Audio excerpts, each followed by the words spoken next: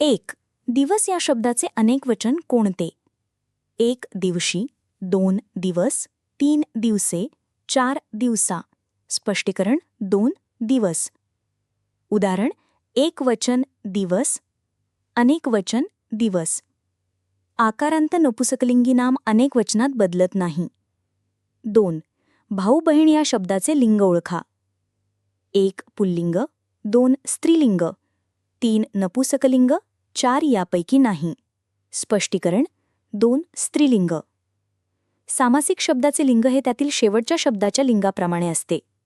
उदाहरण तो साखर भात, ती मीठ भाकरी. तीन त्याच्या बोलण्यात परंतुचा वापर फार होतो. या वाक्यात परंतु हा शब्द कोणत्या जातीचा आहे? एक उभयान्वयी अव्यय, दोन विशेषण, तीन सर्वनाम, चार नाम. स्पष्टीकरण चार नाम. त्याच्या बोलण्यात परंतुचा वापर फार होतो. या वाक्यातील परंतु हा शब्द मूळचा अव्यय आहे, पण वरील वाक्यात ते नामाचे कार्य करते. चार पुढे दिलेल्या वर्णातील महाप्राण वर्ण ओळखा. एक क, दोन फ, तीन र, चार म. स्पष्टीकरण दोन फ. महाप्राण वर्ण एकूण 14 आहेत. ह, ख, घ, छ, झ, ठ, ढ, ठ, ध, फ, भ, श, स, श. 5 खालीलपैकी कोणत्या विभक्तीला दोन्ही वचनात प्रत्यय नाहीत?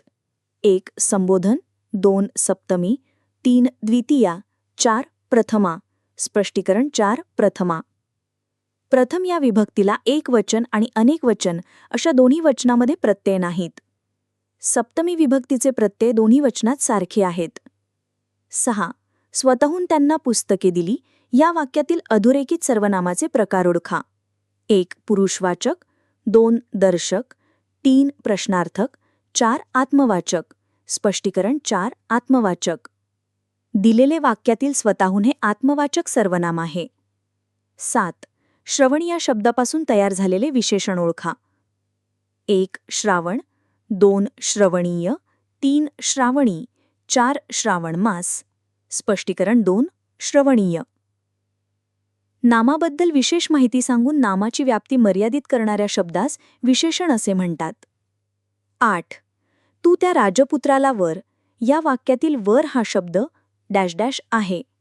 एक नाम, दोन क्रियापद, तीन शब्दयोगी अव्यय, चार केवल प्रयोगी अव्यय. स्पष्टीकरण दोन क्रियापद.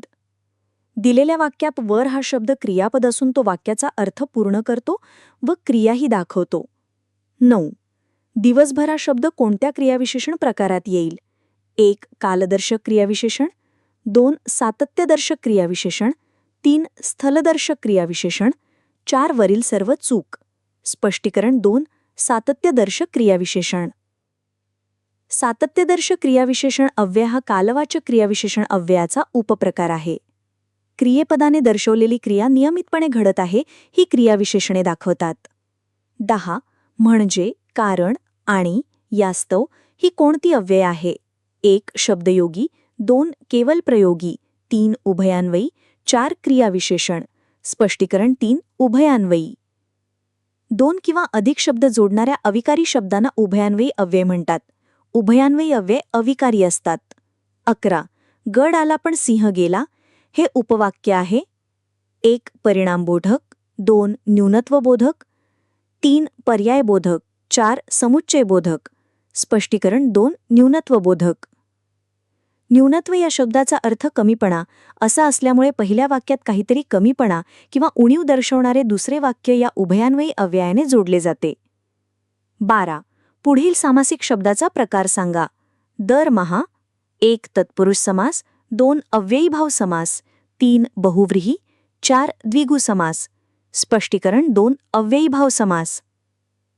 दरमहा म्हणजे प्रत्येक महिन्याला. अव्ययीभाव समास पहिले पद महत्वाचे असते व शब्दांच्या सुरुवातीला उपसर्ग लागलेले असतात. अव्ययीभाव समास हा क्रियाविशेषणाचे कार्य करतो. 13 पशुपक्षी शब्दाचा समास ओळखा. एक अव्ययीभाव, दोन इतरेतर द्वंद्व, तीन समाहार द्वंद्व, चार तत्पुरुष. स्पष्टीकरण दोन इतरेतर द्वंद्व. यामधील सामासिक शब्दाचा विग्रह करताना आणि व यापैकी एखादे उभयान्वयी अव्यय वापरले जाते. पशुपक्षी म्हणजे पशु व पक्षी. 14. राजर्षी या शब्दाचा योग्य संधी विग्रह ओळखा. 1. राजा प्लस ऋषी. 2. राज प्लस ऋषी. 3. राजा प्लस अशी. 4. यापैकी नाही. स्पष्टीकरण 1. राजा प्लस ऋषी. राजा प्लस ऋषी. आ प्लस रू बरोबर अर. राजर्षी स्वरसंधी. राजर्षी हे यणादी स्वरसंधीचे उदाहरण आहे. 15. तो मुलगा खेळत आहे या वाक्याचा काळ ओळखा. 1. अपूर्ण भविष्यकाळ. 2. अपूर्ण भूतकाळ. 3. अपूर्ण वर्तमानकाळ. 4. भूतकाळ. स्पष्टीकरण 3.